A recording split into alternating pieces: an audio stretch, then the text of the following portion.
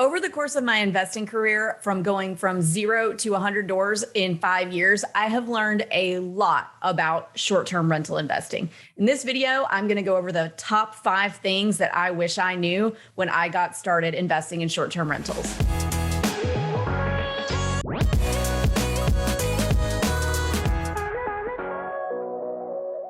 Number 1, don't sweat the small stuff.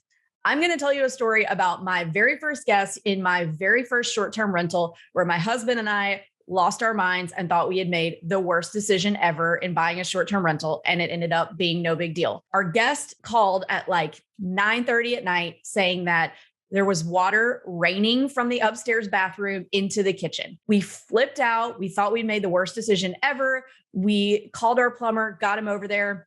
Turns out the guest had let his child take a shower in the upstairs shower, and the child had not put the shower liner inside the bathtub and flooded the upstairs. So really not a big deal, didn't damage anything, was not a fix at all. It was just a minor thing. We learned pretty quickly not to sweat the things like that, because those types of things are going to happen in short-term rental. We're lucky that that happened on our first guest, so it broke us in, but just know that things are going to happen and it's not a big deal. Keep on going. Take it in stride. Number 2, it does not have to be perfect.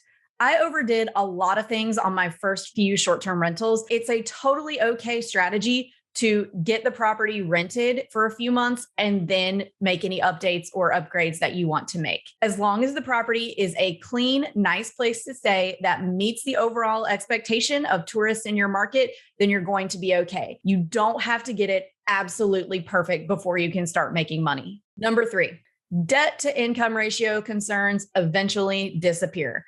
I remember on my first few properties, I was so concerned if I had enough debt to income to buy another property. If I had enough debt to income ratio was too high, then I wouldn't be able to get this property or that property. Eventually, you get enough properties and you have enough income that you stop being concerned about that. Whether you graduate from using conventional loans to DSCR loans, which are debt service coverage ratio loans, meaning the loan is given based on the future potential performance of the property rather than your own debt to income picture and your financial picture. There's lots of other ways to finance things besides conventional loans. And the more rentals you get, the less of a concern it becomes. Number 4, you don't have to take every guest. When I first started, I was so worried about getting bookings that I did not vet my guests. You will have better reviews and as a result, get booked more by vetting your guests for partiers and complainers before you book them. Number 5 thing, and probably the most important thing I wish I'd known when I started in short-term rental investing, is that the possibilities are absolutely limitless. When it comes to short-term rental investing and real estate investing in general, there really is no limit. The limit depends on you. I set out to with a goal of having 10 rentals by the time I was 40.